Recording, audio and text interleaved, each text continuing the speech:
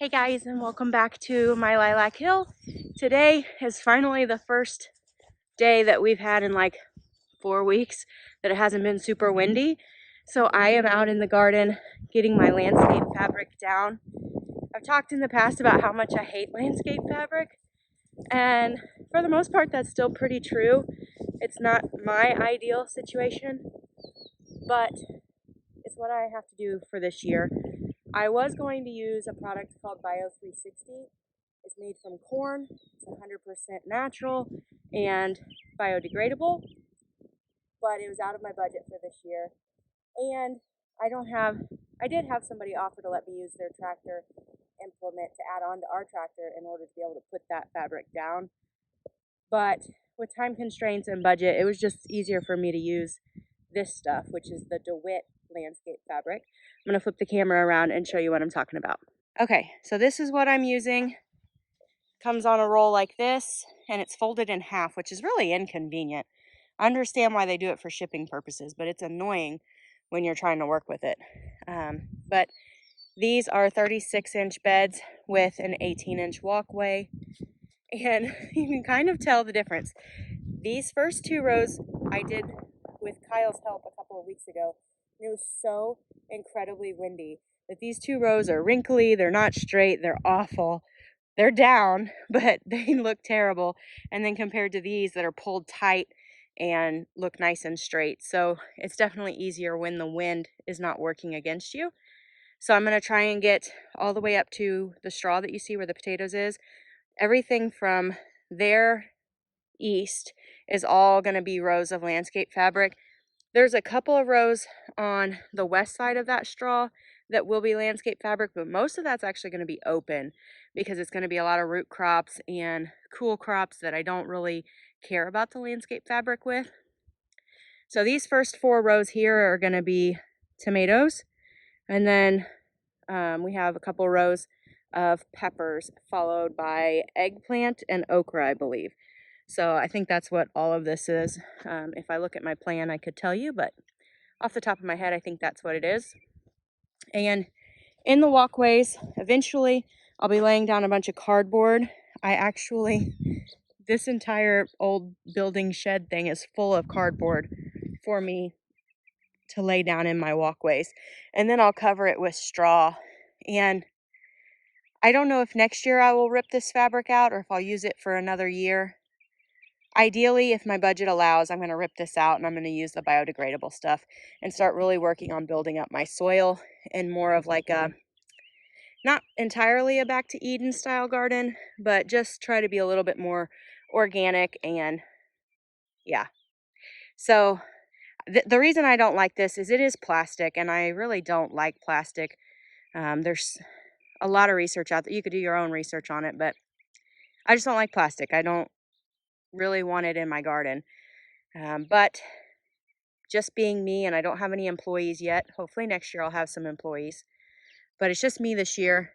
And to keep up with a 10,000 square foot garden on your own, you've got to put something in place to help with the weeding. So this is kind of my solution for now. Now I'll walk you around. These are 50-foot long rows.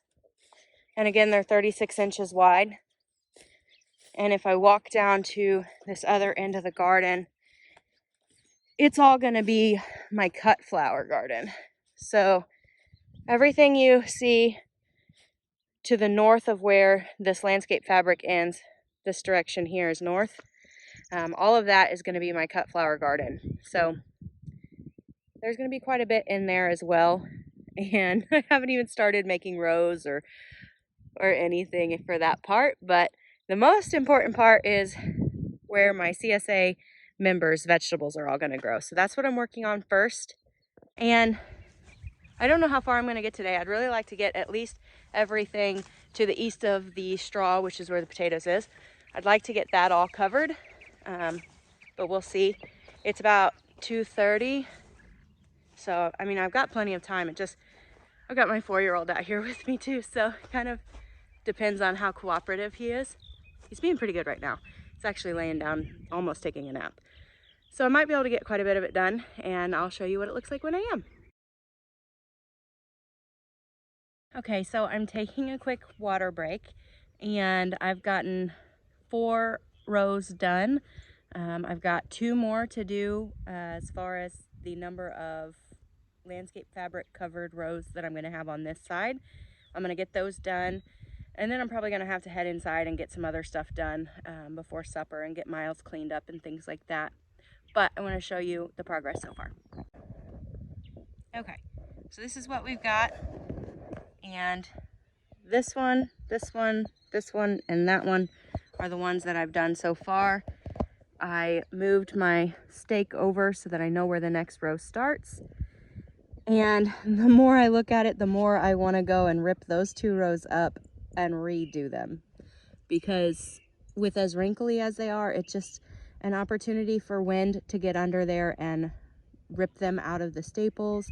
And the more it pulls on those staples, the bigger the holes are going to get, and weeds are going to grow up through there. So depending on how motivated I am, at some point I'm probably going to redo those 2 rows. But it was just way too windy the day that we did them. But as I'm sitting here drinking my water and taking a quick break, I'm thinking about all of the work that I plan to do over the next few years in this garden to kind of raise this soil up. And I took some pictures of just how cracked the soil is. We did till this garden to get it started. I do plan on going to more of a no-till approach. I have so many reasons for that, and I will get into those reasons in another video. But for soil health and just the ecosystem, you can kind of hear there's some birds.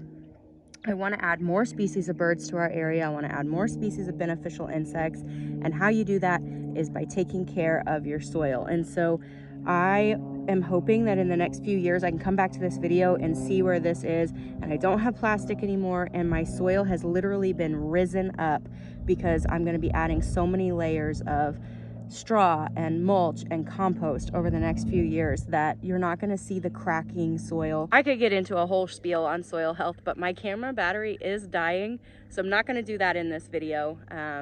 But if you're interested, leave a comment, and I would love to do an entire video on why soil health is so important and what I plan on doing to better the soil health of my garden.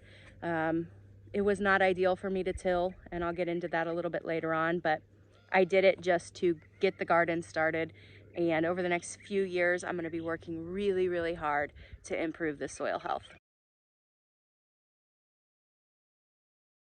Okay, well, I got all of the landscape fabric put down that I'm going to do for today, and I'm going to head inside and get cleaned up so I can get Miles cleaned up because he's going to his dad's tonight. So I guess I'll catch you in the next video. I know this was a short one, but sometimes you just got to get in there and get it done, and I will try to bring you some more content on what I'm doing to get ready for the CSA season. Thank you so much for watching. If you haven't already, make sure you hit that subscribe button so you don't miss out.